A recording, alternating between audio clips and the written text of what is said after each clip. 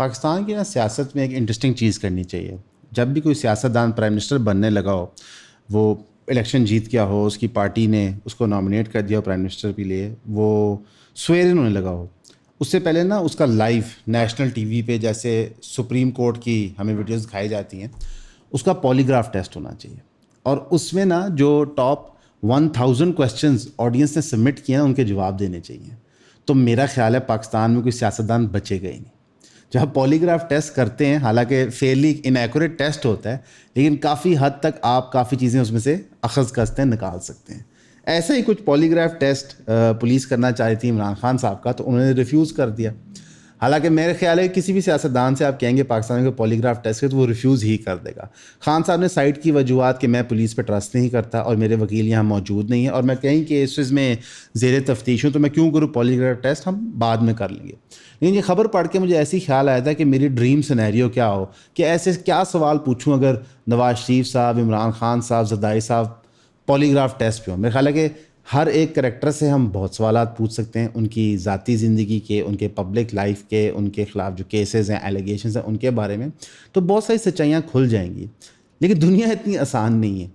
ہمارے کورٹس کے سسٹم نے ثابت کیا کہ انصاف ملنا اتنا ایزی نہیں ہے, کہ آپ کو سارے پروسیجرز اور ٹرمولز کے تھرو ہی جانا پڑتا ہے, تو پھر شاید جا کے ایونچولی آپ بری و زما یا کنوکٹ ہو سکیں, ڈپینڈنگ اپون آپ نے کرائم کیا کیا. اب خان صاحب کیونکہ اتنے مقبول ہیں, امر ہو چکے ہیں, کہ خان صاحب کی چھوٹی بات بھی نیوز بن جاتی ہے. خان صاحب نے ایسی ایک چھوٹی سی بات کر دی, معمولی سی ہے, کوئی اتنی اہم نہیں ہے.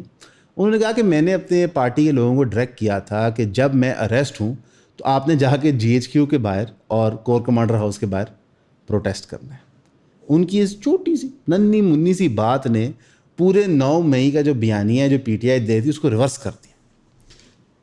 اس کی پھر خان صاحب نے وضاحت بھی فرما دی بعد میں, جب ان کی دوسری ملاقات ہوئی جرنلسٹ سے, جب ساری پارٹی نے کہا خان صاحب اے کی کرتا ہے, اے تے نہیں کہنا سی, اے تے چپ رہنا تھا. تو خان صاحب نے اس کی وضاحت فرمائی کہ جناب میں نے کہا تھا کہ جا کے آپ پرامن احتجاج کریں, یہ ڈیموکریٹک رائٹ ہے, یہ کوئی اللیگل کام تھوڑی ہے. چلے میں ویسے ہی آپ کو ایک لطیفہ بتا دیتا ہوں, یہ ہے کینٹ میں احتجاج کرنا اللیگل ہے. میری ساری جمپل کینٹ کی ہے, وہاں پہ اجازت نہیں ہے, کیونکہ وہاں پہ ادر دین ملٹری پرسنلس کے ہاؤسز باقاعدہ گیرزن ڈپلائی ہوئی ہوتی ہے, تو وہاں پہ احتجاج کرنے کی اجازت نہیں ہوتی. بلکہ کینٹونمنٹ کے جو بائی لاز اور رولز ہیں وہ خاصی سخت ہیں. اگر وہ کوئی پڑھنا چاہے, بہت فری ٹائم ہے, انٹرنیٹ پہ اویلیبل ہے, آپ پڑھ سکتے ہیں. تو وہاں پہ اس قسم کی اجازت نہیں ہے. تو آپ نے ٹیکنیکلی اپنے لوگوں کو کہا ہے کہ جا کے اللیگل چیز کرو کہیں پہ. ہاں, فلسفی طور پہ میں اس بات سے اتفاق کرتا ہوں کہ کینٹ میں بھی اجازت ہونی چاہیے پروٹیسٹ کی, GHQ کے سامنے بھی اجازت ہونی چاہیے پروٹیسٹ کی, اسپیشلی پاکستان جیسے ملک میں جہاں پہ کور کمانڈرز اینڈ جنرلز ملک کو چلاتے ہیں. تو ظاہر ہے جو پاور میں ہے ہم اس کے سامنے احتجاج کریں گے. اگر میرے گھر کی ٹوٹی خراب ہے, سڑک ٹوٹی ہوئی ہے, تو میں MNA MPA کو تھوڑی کہوں گا, وہ تو بے معنی ہے. میں ڈائریکٹ کور کمانڈر صاحب کو کہوں گا. اگر ملک کی سالمیت کے ایشوز ہیں تو میں چیف آف آرمی اسٹاف سے ریکویسٹ کروں گا. اگر ملک کے اندر کوئی فورن پالیسی ڈیسیجن ہونا ہے تو میں سب سے پہلے DGI کو فون کروں گا. تو یہ چیزیں سینس بناتی ہیں, اور یہ آج سینس کیوں بناتی ہیں ایک عام شہری کے لیے, کہ وہ کیوں خود فوجی کنیکشن ڈھونڈتا ہے, کیونکہ سیاستدان یہ کرتے ہیں. اقتدار میں آنے کے لیے وہ فوجی کنیکشن ڈھونڈتے ہیں, افسروں کو پیٹرنائز کرتے ہیں, ان کو تحفے تحائف دیتے ہیں, ان کو لے کے چلتے ہیں, رادر دین پاور کوریڈور کو چیلنج کرنے کے وہ ان کو اکوموڈیٹ کرتے ہیں. وہ کہتے ہیں بڑے صاحب السلام علیکم, کیسے ہیں آپ, سر ہمیں بھی کبھی موقع دیجیے. فضل الرحمان صاحب امریکہ جائے کہہ رہے ہوتے ہیں کہ جناب سانو بھی کو چانس تو دیو نا. یہ ہمارے سیاستدانوں کا حال ہے. اور خان صاحب نے لوگوں کو GHQ کے باہر بھیج کے کیا حاصل کیا, کچھ بھی. آج خان صاحب اینٹی اسٹیبلشمنٹ ہے, اور اس موقف میں ہم ان کے ساتھ ہیں کہ ہماری پاک فوج کا کوئی رول نہیں ہے پالیٹکس میں, اور ہونا بھی نہیں چاہیے. لیکن یہ سب کچھ کرنے سے پہلے جب انسان ہوش سنبھالتا ہے یا گناہ کو تسلیم کر کے نیکی کی طرف جاتا ہے, تو تسلیم کا پروسیس ضروری ہے. کیونکہ خان صاحب نے ایک پوری کی پوری عوام تیار کی ہوئی اپنے نیریٹو میں کہ میں ہی واحد سپہ سالار ہوں, میں ہی واحد اینٹی اسٹیبلشمنٹ ہوں, میں ہی واحد اینٹی امریکہ ہوں. اور جب اس کے خلاف کوئی ان کو کوئی چیز دکھاتا ہے تو اس کو کینسل کر دیا جاتا ہے, اس کو نقصان پہنچایا جاتا ہے, اس کو گالیاں دی جاتی ہیں, اس کی ذاتی زندگی نچوڑ کے سامنے پھینک دی جاتی ہے. ہر وہ حرکت کی جاتی ہے جو اخلاقی معیار پہ ہماری عقل کے مطابق تو نہیں اترتی. اسی لیے عمران خان صاحب کے لیے ضروری ہے کہ وہ بتائیں کہ پاور کوریڈور آپریٹ کیسے کرتے ہیں. دیکھیں, نواز شریف صاحب توقع نہ رکھیں کہ وہ بتائیں گے, وہ تو اقتدار میں.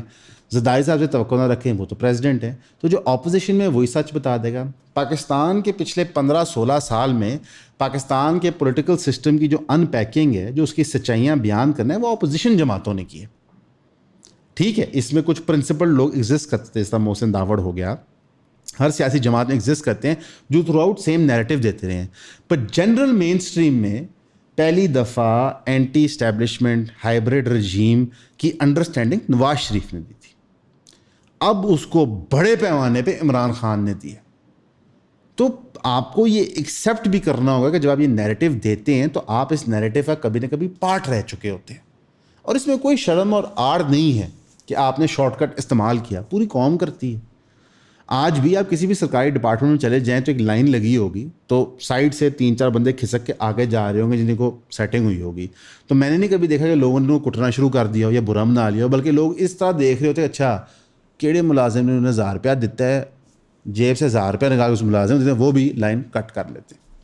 تو میرے بھائی, اگر آپ یہ ایکسیپٹ کر لیں گے تو لوگوں کے کانسیپٹس بہت کلیئر ہو جائیں گے, لوگوں کے لیے آسانی ہو جائے گی. جو ہمارے معیشت کے پرابلمز ہیں اس وقت, وہ ریسورسز کی وجہ سے نہیں ہیں.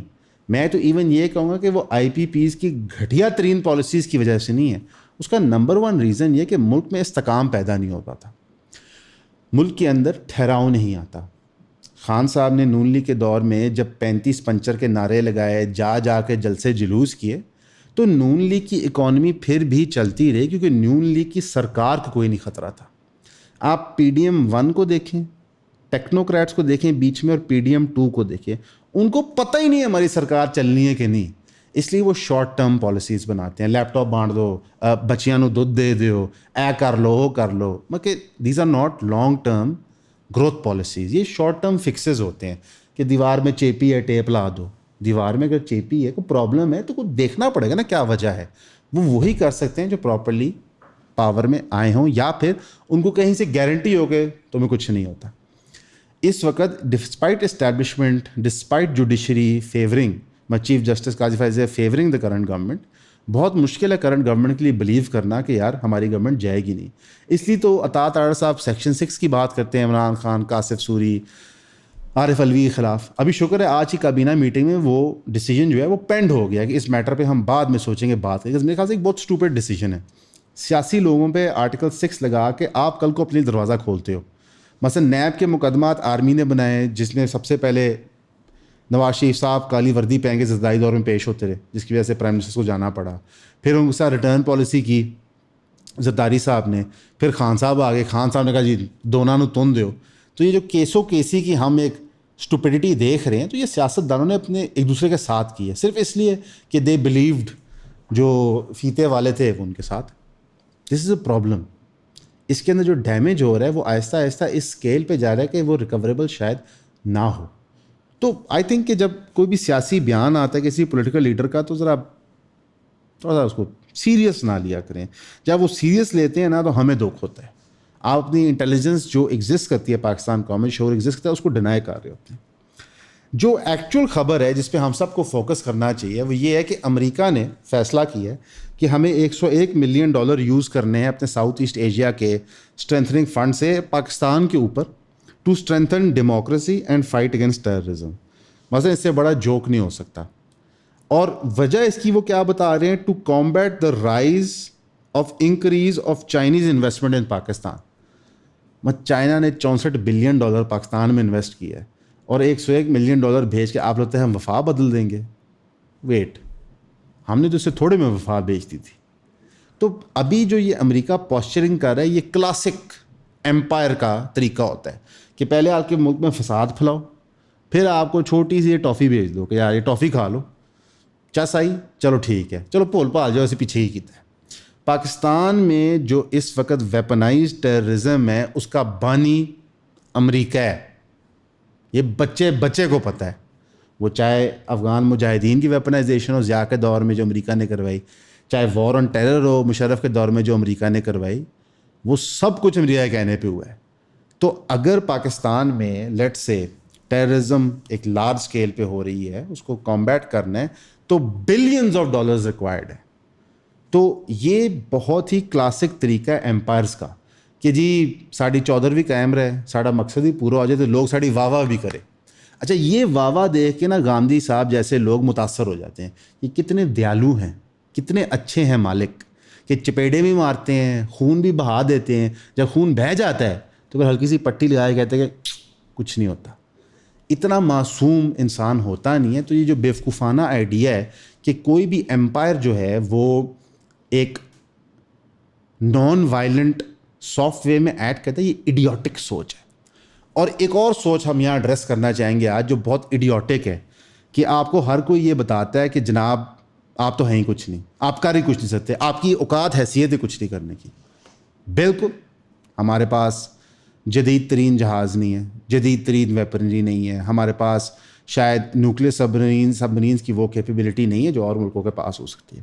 ہمارے پیسے تھوڑے ہو سکتے ہیں، لیکن اس ماحول میں بھی جو بیر منیمم ریکوائرڈ ہے نا کرنا، ہم وہ بھی نہیں کرتے. یعنی کہ سلمان بہت طاقتور ہے، وہ مجھے 10 مکے مار سکتا ہے اور میں اتنا کمزور ہوں کہ میں ایک چپیڑ مار سکتا ہوں. سوال یہ ہے کہ وہ تو 10 مکے مارے گا ہی مارے گا، اس نے مارنا ہی مارنا ہے، طاقتور ہے، یہ نیچر ہے کہ طاقتور نے کمزور کو مارنا ہوتا ہے. سوال یہ ہے کہ میں غیرت مند ہوں کہ نہیں، میرے میں جرت ہے کہ نہیں، تو میں اس کو چپیڑ مارتا ہوں کہ نہیں. دیکھو پاکستان کو مکے ٹھڈے پڑنے ہیں، امریکہ نے بھی مارنے ہیں، ہمارے سیاستدانوں نے بھی مارنے ہیں، اسٹیبلشمنٹ نے بھی مارنے ہیں. میں عام عوام کی بات کر رہا ہوں. بات یہ کہ ہمارے میں سچ بولنے کی جرت ہے کہ نہیں. جب گناہ کو ہاتھ سے نہیں روک سکتے تو بول کے تو کہہ سکتے ہو کہ یہ غلط ہے، تو بولیں. جہاں جہاں غلط دیکھتے ہیں آپ اس کو بولیں. کیا ہو جائے گا یار، ماریں گے، ٹھا لیں گے، آپ کے کاروبار تباہ کر دیں گے، آپ کی نوکریاں تباہ کر لیں گے، جہنم کمائیں گے نا یار.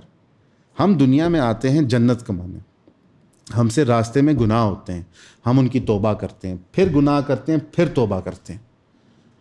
لیکن مسلمان بہت کچھ ہو سکتا ہے، جھوٹا نہیں ہو سکتا، اس کو سچا ہونا چاہیے. یہ مشکل ہے کیونکہ دنیا جھوٹ کو ریوارڈ کرتی ہے بار بار، لیکن ہم نے کوشش کرنی ہے. جب آپ ایک سیاسی بیان کو دیکھتے ہیں تو اس کو آپ نے اینالائز کیسے کرنا ہے، وہ سچ کی بنیاد پہ. جب آپ ایک نیریٹو بلڈنگ دیکھتے ہیں کسی پیشوا کی، چاہے وہ سوشولوجیکل پیشوا ہو، سائیکولوجیکل پیشوا ہو، مذہبی پیشوا ہو، تو آپ نے اس کو سچائی کی بنیاد پہ ناپنا ہے. اور جب آپ انٹرنلی رات کے اندھیرے میں اپنے آپ سے سوال و جواب کرتے ہیں تو اس وقت جو آپ کے دل میں سچ ہوتا ہے وہ در حقیقت سچ ہی ہوتا ہے. آپ کا سننے کا شکریہ. آج کل کے دور میں پبلک سپیکنگ سکلز ہونا انتہائی ضروری ہے. آپ کوئی بھی کام کریں، کاروبار ہو، نوکری ہو، اسکول کے اندر ہو، جتنا آپ اچھا بولیں گے، جس طرح آپ آرگیومنٹس اور تھاٹس اپنی پریزنٹ کریں گے، اتنی ہی مقبولیت آپ کو معاشرے میں ملے گی. Clarity of thought directly related ہے کلیئرٹی آف اسپیچ کو. تو ایون پہ ہم نے ڈیسائیڈ کیا کہ ہم پہلی دفعہ کورس آفر کریں گے پبلک سپیکنگ اور کانفیڈنس بلڈنگ کے اوپر. ہم چاہیں گے کہ آپ یہ کورس ضرور جوائن کریں. اس کے فزیکل سیشنز بھی ہوں گے اور آن لائن سیشنز بھی ہوں گے. ایک تو ہمارے چینل کو سپورٹ ہو جاتا ہے اور ہم فیل کرتے ہیں کہ ایک اسکل جو ہمارے پاس ہے، جس کا ہمارا انڈیویجول بیک گراؤنڈ بھی ہے، ہم وہ آپ کو سکھا سکتے ہیں. تو پلیز ضرور ہمارے کورس کو جوائن کریں. Thank you.